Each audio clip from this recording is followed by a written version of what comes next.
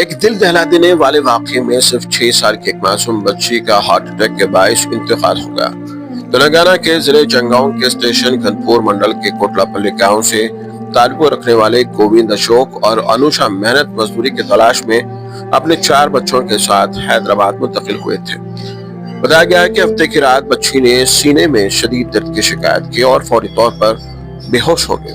والدین نے اسے فوری اسپتال منتقل کیا، لیکن افسوس کے علاج کے دوران ہی اس کی جان بچائی نہ جا سکی۔ ڈاکٹروں کے مطابق اس کی موت دل کا دورہ پڑنے کی وجہ سے ہوئی ہے۔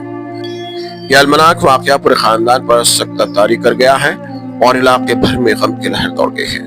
یہاں یہ تذکرہ ضروری ہوگا کہ واقعہ ہمیں اس بات کا احساس دلاتا ہے کہ معصوم بچوں کی صحت اور خوشی سب سے اہم ہے۔ آج کے دور میں تعلیم اور مقابلے کی دوڑ میں بچوں پر بے جا بوجھ ڈال دیا جاتا ہے، جس کی وجہ سے ان کی جسمانی اور ذہنی صحت متاثر ہوتی ہے۔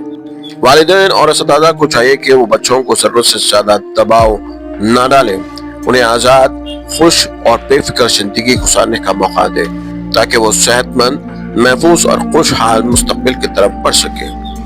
Bureau report, Urdu news.